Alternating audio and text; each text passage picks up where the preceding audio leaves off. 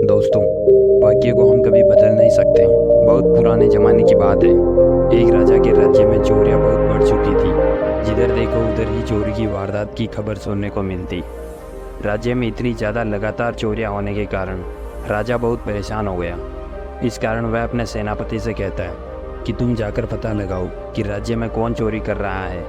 राज्य के सभी लोग चोरी के कारण परेशान हैं। उस गांव में एक कालू नाम का चोर रहता था, जो कि बहुत शातिर चोर था। वह पूरे राज्य में अलग अलग दिन अलग अलग समय पर चोरियां करता था। उस चोर को चोरी करने की आदत इतनी ज़्यादा थी कि वह जहाँ भी जाता दिन दोपहर में भी चोरी करके भाग जाता था। हालांकि वह उसी राज्य का रहने वाला व्यक्ति था। उसके गांव का नाम नयनपुर था और वह अपने गांव में भी बहुत ज़्यादा चोरियां किया करता था। और जब भी उसे चोरी करने से फुर्सत मिलती तो वह एकांत में बैठने के लिए जंगल की तरफ एक पेड़ के नीचे बैठा करता था। एक दिन जब कालू चोर उस पेड़ के नीचे बैठकर आराम कर रहा था तो वहाँ से एक ऋषि का गुजरना हुआ। ऋषि अपने रास्ते से घर की तरफ जा रहे थे। तभी कालू चोर की नज़र उन ऋषि पर पड़ी। कालू चोर ऋषि से कहता है कि मुझे बहुत भूख लगी है, अगर आपके पास कुछ खाने की चीज़ है तो मुझे देने की कृपा करें। उस ऋषि के पास एक सेब था। सेब को निकाल कर ऋषि उसे कालू चोर को दे देते हैं। उसके बाद कालू चोर ऋषि से कहता है कि आपने तो मुझे अपनी खाने की चीज़ दे दी, अगर आपको भूख लगेगी तो आप क्या खाएंगे। तभी ऋषि कहते हैं कोई बात नहीं, मैं तो घर ही जा रहा हूँ, मेरे घर में खाने पीने का कुछ तो होगा, अगर मुझे भूख लगेगी तो मैं अपने घर पर कुछ खा लूँगा। ऐसा कहकर ऋषि आगे बढ़ जाते हैं, लेकिन फिर पीछे मुड़कर कालू को कहते हैं तुम्हें 1 घंटे के अंदर गिरफ्तार करने के लिए लोग आएंगे, तुम अपना ध्यान रखना। कालू ऋषि की बातों को अनसुना कर वहीं बैठा हुआ था। उसके बाद अचानक उसके पास हीरे का एक हार गिरता है और कुछ सिपाही उसे पकड़ लेते हैं और उसे राजा के दरबार में पेश करते हैं। कालू चोर को यह समझ नहीं आता आखिर उसके साथ हो क्या रहा है। तभी सेनापति कहता है एक कबूतर राजमहल से राजकुमारी का हीरे का हार उठाकर जंगल में जाकर किसी व्यक्ति के पास गिरा देता है। हो सकता है यह व्यक्ति ही कबूतर को सिखाकर चोरी करवाने का काम करता है, इसलिए इसे गिरफ्तार किया गया। राजा तुरंत ही उस व्यक्ति को पूरी जिंदगी भर के लिए कारागार में डाल देता है। फिर कालू चोर राजा से कहता है कि आज मैंने किसी प्रकार की कोई चोरी नहीं की, फिर मुझे आजीवन कारावास की सज़ा क्यों मिल रही है।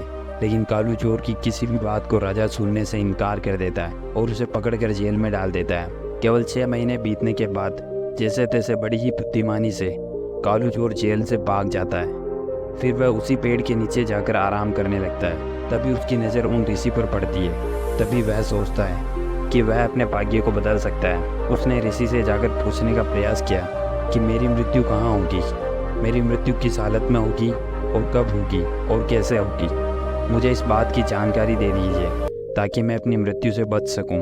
तभी ऋषि कहते हैं 3 महीने बाद तुम्हें नयनपुर गांव से 20 किलोमीटर दूर एक बरगद के पेड़ के नीचे फांसी पर लटका दिया जाएगा।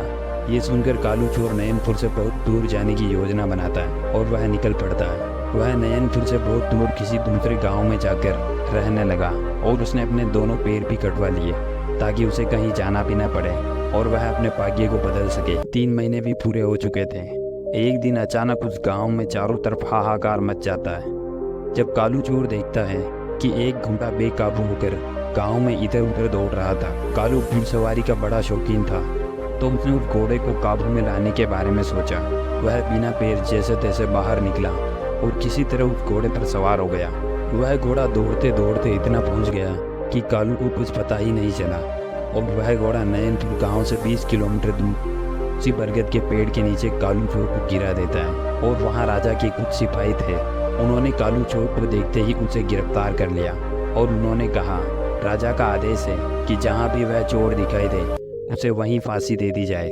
फिर उसे बरगद की एक टहनी पर बांध कर लटका दिया जाता है। कालू चोर फिर भी भाग्य को बदलने का प्रयास कर रहा था। कालू चोर सिपाहियों से कहता है कि मेरी अंतिम इच्छा है कि मुझे बरगद के पेड़ पर नहीं बल्कि आम के पेड़ पर लटकाया जाए। सिपाही तुरंत ही बरगद के पेड़ से उसे खोलने लगे। तभी अचानक से एक बहुत ही जोर से झटका आता है और सभी सिपाही पेड़ से गिर जाते हैं और कालू चोर उसी पेड़ पर लटक जाता है। उसकी मृत्यु हो गई और पूरे गांव में शांति हो गई क्योंकि राज्य में चोरी करने वाले चोर की मौत हो गई थी। अब राज्य के सभी लोग चैन की नींद से सो सकते थे। कालू चोर भाग्य को बदलने का प्रयास कर रहा था, जिसे बदलना मुश्किल ही नहीं नामुमकिन है। वीडियो समझ आए तो वीडियो को लाइक, शेयर और चैनल को सब्सक्राइब जरूर कर लेना। और वीडियो पूरी देखने के लिए थैंक यू सो मच।